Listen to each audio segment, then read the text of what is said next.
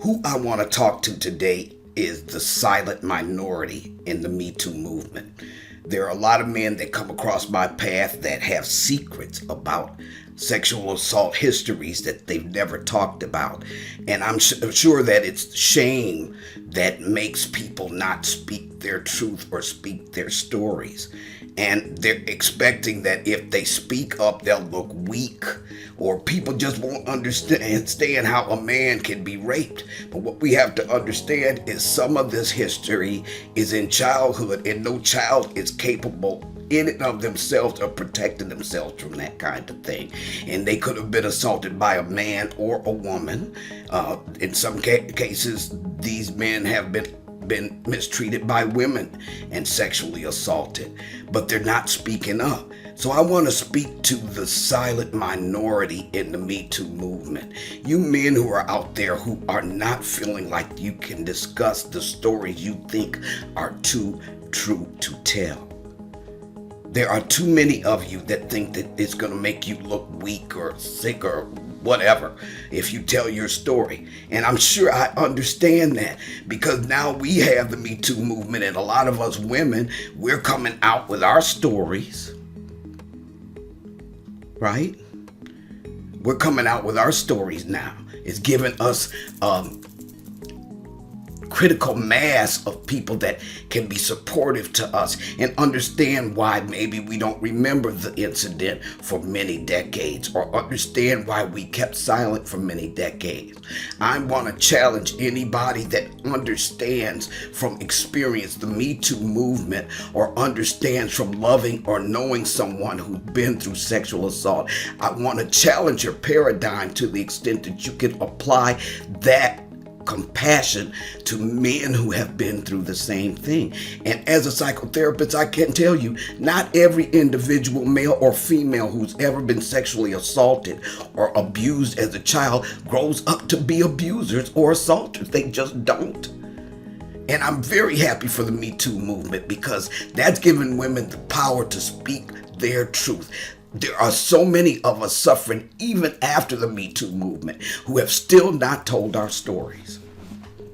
Okay? We still think that those are stories that are too true to tell. But what we do not recognize, male or female, is the stories that you think are too true to tell are the very stories that are the scripts by which we're living our lives. And we think we put it in a closet or on a shelf somewhere, close the door on that part of our lives. But that part of our lives is driving every decision, how we see every situation, circumstance, people, places, things, how we're making decisions in our lives. And I can tell you how it played out in mine. I just was from one unaffirming toxic relationship after another. Yes, I wanted better for myself. Yes, I wanted better. I was praying for better, wishing for better, willing to wait for better, but I kept in this Groundhog's Day cycle of sick and unaffirming relationships. And I began to think there's something innately terribly wrong with me, because I was the only common denominator in all of that. But it took a few years into writing my book for me to realize that I was stuffing a rape that I thought was my fault, that I thought I deserved. And in thinking I deserved it, I made my bed so I needed to lie in it, that I thought I was too ashamed to speak about it. I never told anybody the whole truth about that. If anybody knew I had gone through it at all, they did not have the whole truth, because I thought I deserved it. Now me, Miss Psychotherapist, been through training, gone through school, got the degrees on the whole matter, and I'm not seeing my life playing out in the textbooks that I'm reading. It took me going through a 7-year writing process to be able to cut down and deal with and shed the false responsibility I had, thinking I deserved that. And I want to encourage you, if you've been through anything like that, you're probably in that same cycle of, oh man, I shouldn't have invited them in, which was my issue. I shouldn't have invited them over. Or I shouldn't have put myself in this situation or that situation. And the truth of the matter is, your responsibility in that began and ended with your decision if you had a decision in the matter, many people don't, but with your decision to allow that person in your life, it ends there. It took somebody to tell me they have to own the wrong they did to you, Linda. Your responsibility in that was with this poor decision. Begin, end, that's all she wrote, the pencil broke. From there on, they own the rape. They own that. That's their bad to bear, not yours. And it was freeing to me because that false sense of responsibility for what I went through was driving me crazy. It was self-loathing personified. And as long as I believed that I was the wrong that man did to me, that's all I drew in my life, to the extent that I even married a rapist and didn't know it. Okay? All right? It's all about how it's the internal expectations that we have, the internal subconscious expectations that we have that are drawing things into our life. It's why the law of attraction doesn't work for a lot of people. It's why many people in the church are hollering, I decree and declare, and it's making no difference in their lives, because it's all about the internal stuff that's going on. And trust me, if you think that your story is too true to tell, that is running your life. It's got you with dirty glasses on, and everything you see in life and the decisions you make are being based on that. It's totally repelling what you in your head wish and waiting for and know you on some level deserve. So I wrote the book Too True to tell why this is leading us into stolen vision, why we have to tell our stories, how when we do speak up, it's going to be so empowering, and that we need to push past the fear that we're believing is the lie of our lives. We're believing that the lie that's all there is for us. It doesn't matter how many accolades you got on your wall behind you.